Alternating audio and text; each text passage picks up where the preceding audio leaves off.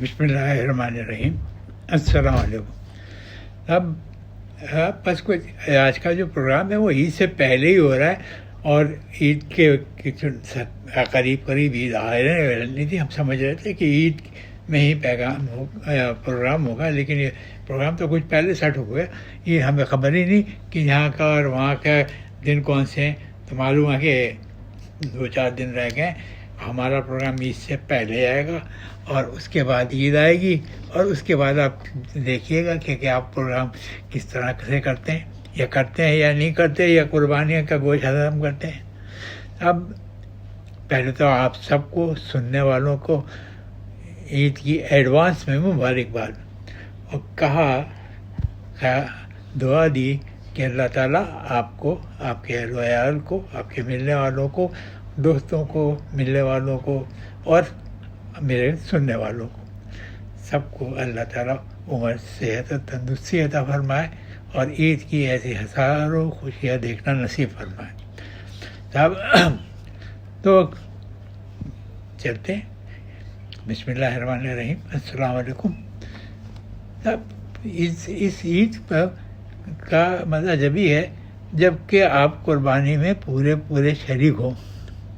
تو اس میں کچھ میرے ذاتی تجربات بھی ہیں، کچھ قصے بھی ہیں، کچھ باتیں سچی بھی ہیں، کچھ وہی باتیں ہیں جو کہ عام طور پہ کسی ایسے طنز و مزاح کے مضمون میں یا ہوتی ہیں، اور اس کو اس طرح سے بیان کیا جاتا ہے جیسے کہ آپ کے سمجھ میں آسانی سے آ جائے. لیکن میری ایک شرط ہے کہ کوئی بھی بات کو آپ ایڈاپٹ کریں، اپنا لیں، اس کو سمجھ جائیں، اس میں ون آف دی پارٹنر بن جائیں، تب تو آپ کو مزہ آئے گا. اب زندگی کے زندگی کے 4 راستے تو بہت مشہور ہیں: بچپنا، پھر اس کے بعد آ جاتا ہے جوانی، پھر کالج، پھر بڑھاپا. تو یہ تو اس سے تو کوئی انکار نہیں کر سکتا. بچپنا اچھا ہوتا ہے، پھر پرائمری اسکول میں داخل ہو جاتے ہیں. جیسا کہ آج کل کے بچے جاتے ہیں، بڑے خوش نصیب ہیں بچے، بڑے لکی ہیں آج کل کے بچے. جب پرائمری میں جاتے ہیں تو ان کو ایک بہت ہی اسمارٹ قسم کی لیڈی ٹیچر ملتی ہیں. ہم جب پرائمری میں آئے تو ماشاءاللہ، اللہ تو ان کو جنت نصیب کرے، یقیناً وہ سدھار گئے ہوں گے دنیا سے. لیکن ان کا جو رویہ تھا، ان کی شکل، جو خوبصورتی کا یہ عالم تھا، اور غصے کا، کہ اگر وہ خواب میں بھی آ جاتے تھے تو ہم گھبرا کے آنکھ کھل جاتی تھی، اور صبح تک ہم ان کے چہرے سے چھپنے کی کوشش کرتے تھے، اور یہ سوچتے تھے کیا غلطی ہوئی کہ ہمارے خواب تک انہوں نے رسائی پہنچ گئے، اللہ ہی بچائے. تو پھر اس کے بعد بڑے ہوئے اور آخر میں جوانی میں آئے تو ماحول بالکل ہی الٹا ملا. ایک تمنگ تھی، ایک امنگ تھی، ایک خواہش تھی کچھ کرنے کی، کچھ سمجھنے کی، کچھ دیکھنے کی، اور پھر کچھ آپ اس عمر کی رنگینیوں کی. تو یہ جو پیریڈ تھا یہ بڑا اچھا تھا، بڑی ایسا تھا کہ ہم کچھ بڑا کریں گے. اب جو ہوتا تھا بڑا یا چھوٹا، لیکن تمنا اور کوششیں ہوتی تھیں. تو ایک جگہ پہ 4 جوان بیٹھے ہوئے تھے اور اسی طرح سے باتیں کر رہے تھے. یار یہ جو ہے نا، یہ سب سے اچھی چیز جو ہے وہ جوانی ہے. اب اس کے بعد جو بڑھاپا آئے گا تو پھر کیا ہوگا؟ ہم تو جو کچھ کرنا ہے ابھی کرنا ہے، اور اس کے بعد بڑھاپے میں تو ہم کچھ بھی نہیں کر پائیں گے، بوڑھے ہو جائیں گے. تو ایک بزرگ آدمی فاتح سے کھڑے تھے، وہ سن رہے تھے ان کی جوش و جذبات کی کہانی. وہ آئے، کہنے لگے بھائی یہ بڑھاپا کیا کہہ رہے ہو؟ کہاں ہے بڑھاپا؟ تم نے دیکھا ہے بڑھاپا؟ وہ چاروں خاموش ہو گئے. انہوں نے کہا اگر آپ ہم سے بڑے ہیں، ہم آپ سے انتظار کرتے ہیں، اس موضوع پہ آپ سے ہم خود کی بات بھی نہیں کر سکیں گے. اگر آپ کہتے ہیں تو آپ ہمیں اجازت دیجیے کہ ہم آپ سے پورا مسئلے پہ بات کریں. انہوں نے کہا ہاں کرو، بتاؤ بڑھاپا کہاں ہے، بڑھاپا کیسا ہوتا ہے، اور تم جو بڑھاپے میں مجھ سے مقابلہ کرو گے تو میں تمہیں بتاؤں، میں بڑھاپے کو اڈاپٹ ہی نہیں کرتا. بڑھاپا ایک پیریڈ ہے، اس کو اڈاپٹ ہی نہ کرو تو بڑھاپا آئے گا ہی نہیں. خیر، انہوں نے کہا یہ کیسے پتہ چلے کہ ہم اس سے بچیں کیسے؟ کہنے لگے بچنے کا نہیں، اس کو سمجھنے کی کوشش ہے، وہ کچھ تو تھوڑی لڑنی ہے. انہوں نے کہا اچھا جی اب آپ ہمیں سمجھا دی. کہنے لگے بھائی دیکھو تم تینوں یہاں کھڑے ہو جاؤ. وہ بیچارے کھڑے ہو گئے. کہنے وہ سامنے بڑا سا پتھر ہے اس کو اٹھاؤ ایک ایک کر کے. وہ ایک گیا اٹھایا نہیں اٹھا، دوسرا گیا نہیں اٹھا، تیسرا گیا نہیں اٹھا. اب کہنے لگا تم تینوں ایک ہی لسٹ میں آ گئے کہ تینوں نے پتھر نہیں اٹھا. کیا اب دیکھو کیا ہوتا ہے.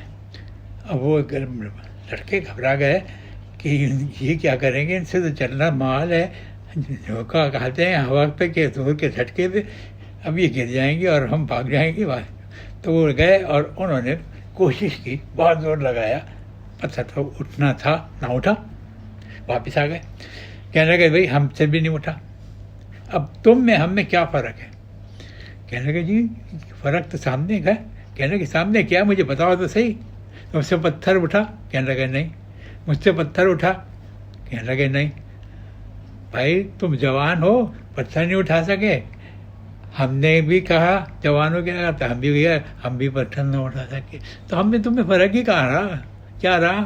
تم بھی پتھر نہیں اٹھاتے تھے، ہم بھی پتھر نہیں اٹھا سکے، ہم دونوں ایک ہی ہیں. اب جوانی بوڑھاپے کہاں گیا؟ وہ گردن ڈال کے جھک کے سنا اور کہنے لگے بات تو صحیح کہہ رہے ہیں آپ، ہم سے بھی نہیں اٹھا، آپ نے بھی نہیں اٹھایا، تو ہم اس کا مطلب ہے کہ ہم دونوں ایک ہو گئے. کہنے لگے بالکل. آپ کیوں سوچتے ہیں کہ میں بوڑھا ہوں اور آپ جوان ہیں؟ ارے بھائی ایک ہی ہمت کے، ایک ہی کلر کے انسان ہیں. آپ نے اس کو اپنے آپ کو ایک شفٹ کر لیا، الگ خود کو الگ کر لیا، اور جب کام کے میدان میں آئے تو برابر ہو گئے. طاقت کا مظاہرہ کرنے آئے تو برابر ہو گئے. وہ پتہ نہ آپ سے اٹھا نہ ہم سے اٹھا، ہم دونوں تو ایک ہی ہیں. خیر صاحب یہ بھی ہم بھی سن لیا. ہم نے کہا ہم بھی کوشش کریں گے کہ کسی جوان کے برابر میں آ جائیں.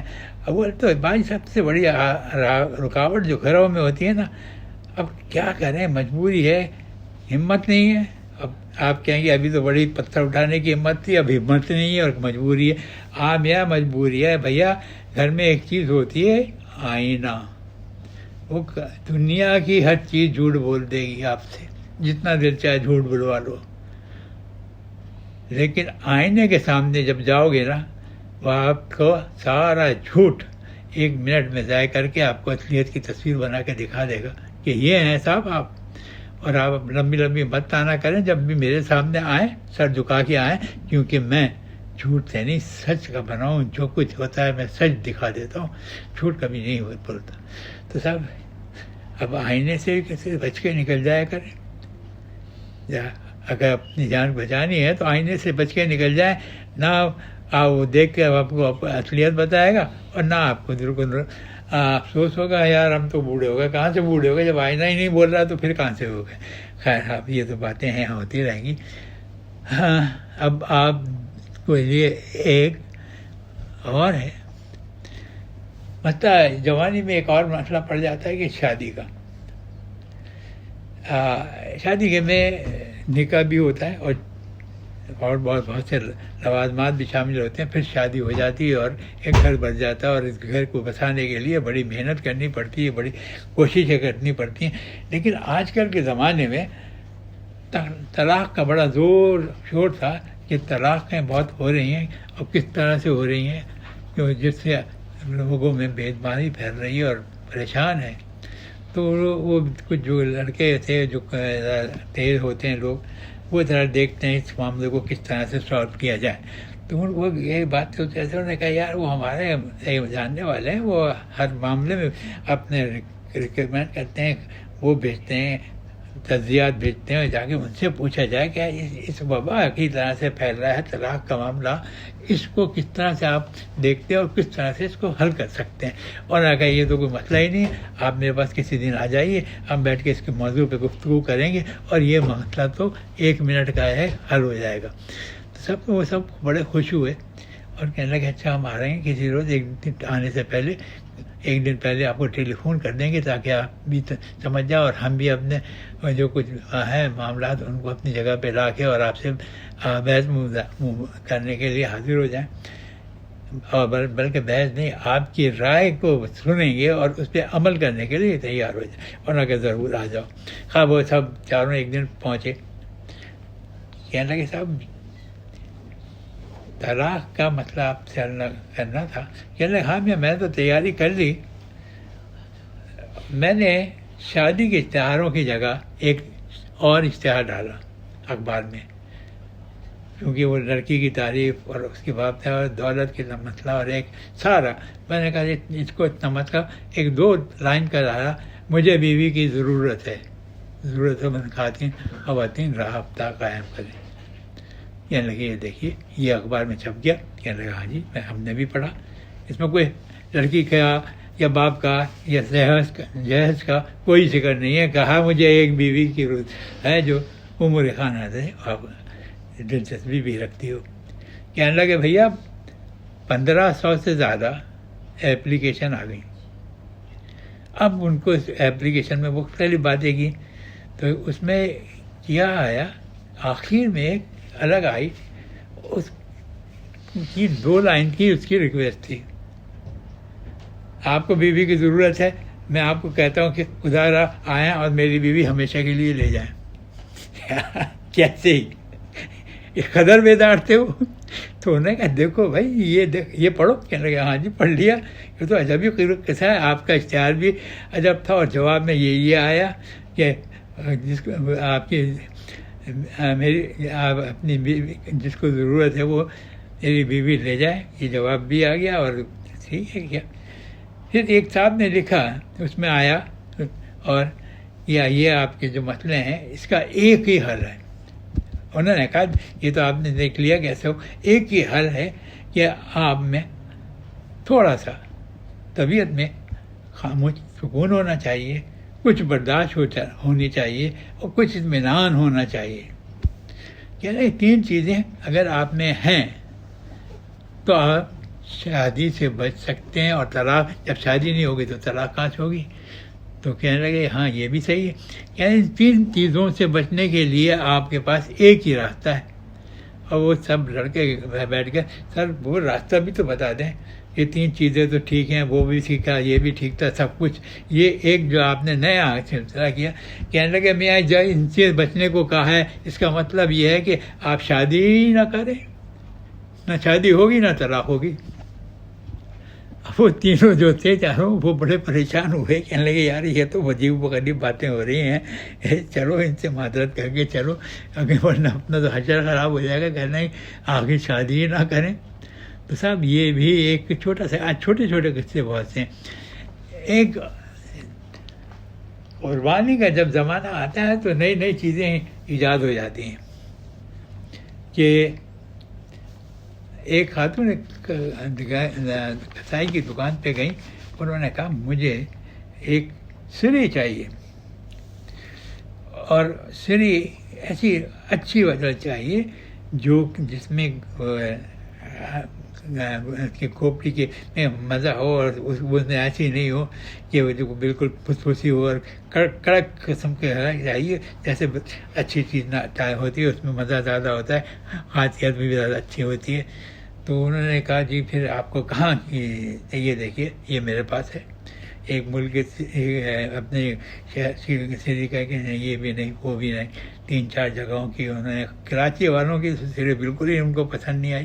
ان میں کیا رہے گا کیا، سب تو اپنے کاروبار میں نکال دیا. پھر اس کی تو تنگ آ گئے. کسائی نے اپنے کو بلایا، لڑکے کو جو ان کا رہتا ہے، اس کے کان میں کچھ کہا. اس نے کہا اچھا جی. خیر وہ گیا اور ایک سری لے کے آیا. انہوں نے دیکھا، کہا اس میں بھیجا ہے. انہوں نے کہا صاحب یہ سارے کام ہیں، یہ اگر اچھا ہوتا تو بھیجے سے کام لیتا کچھ، اور بھیجا تو ہے ہی نہیں. انہوں نے وہ سری جو تھی ان کو دکھائی گا، اس سے زیادہ بہتر کوئی. انہوں نے لکھا ہاں یہ ہے اصل سری، جس میں سری کا پورا ذائقہ بھی ہوگا، پورا اچھا بھی ہوگا. اب یہ مجھے بنا دیں اور پیسے بتا دیں. انہوں نے بنا دی، پیسے بھی بتا دیے. اب یہ سری تھی کہاں کی اور کس کی تھی، یہ بھیا راز کی بات ہے. اگر آپ چاہتے ہیں اپنی فرمائش دینا تو پھر کمنٹ میں نیچے لکھ دیں کہ جب وہ سری جو تھی وہ اپنے ملک کے کس علاقے کی تھی. بس علاقہ ہی بتا دیں، باقی ہم سمجھ جائیں گے کہاں سے آپ نے یہ سری نکالی ہے.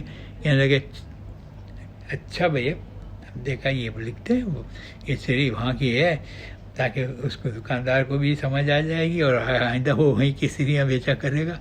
तो साहब वो आगे जो है वो पकेगी, वो खाएंगे, मज़ा आएगा।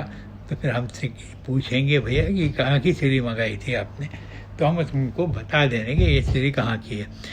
खैर कितने हो गए मेरे ख्याल में, टाइम तो तकरीबन पूरा हो गया, लेकिन पूरा तो हो गया, लेकिन थोड़ा सा ज़्यादा भी हो जाए तो कोई फ़र्क नहीं पड़ता। चलिए इंशाल्लाह ईद की मुबारकबाद एक बार फिर, और इंशाल्लाह अगले प्रोग्राम में कोशिश करेंगे कि ईद के में उसमें जो हंगामे में हम भी शामिल होकर आपके साथ बता दें कि हमने क्या किया, क्या नहीं किया, और क्या खाया और क्या हासिल हुआ। तो साहब ये सब कुछ हो गया। इंशाल्लाह अगले को आपसे मुलाकात होगी और इसी तरह से प्रोग्राम होगा।